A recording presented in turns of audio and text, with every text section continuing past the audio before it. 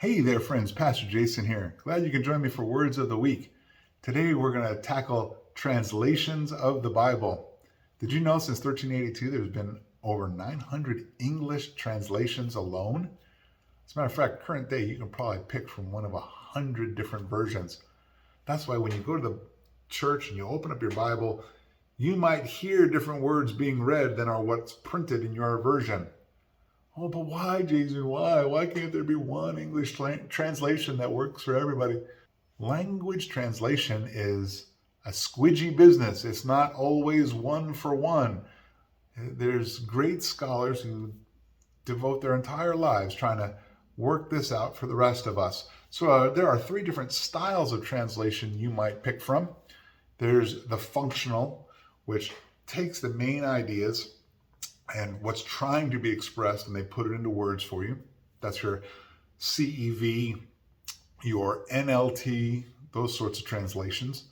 There's the formal equivalent, where they try to do as much one-to-one as they possibly can, even though the language might be more difficult to understand. That's your NASBs, your ESVs, and such. And then there's middle of the road. You got those versions that try to do both. That's your NIVs, your HCSBs, those sorts of things. So you might ask, what version should I use? What's the best version?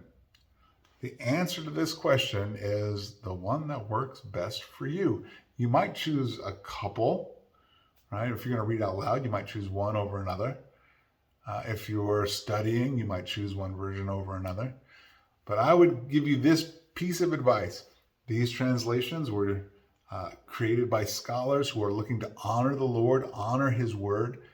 So pick one that works for you and stick with it for a prolonged period of time.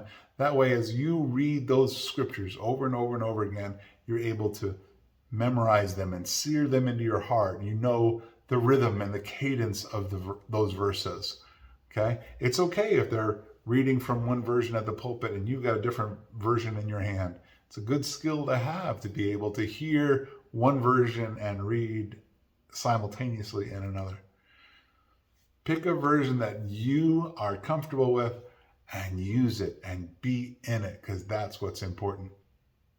With that, I hope you are blessed and be a blessing to those around you. I will see you on Friday.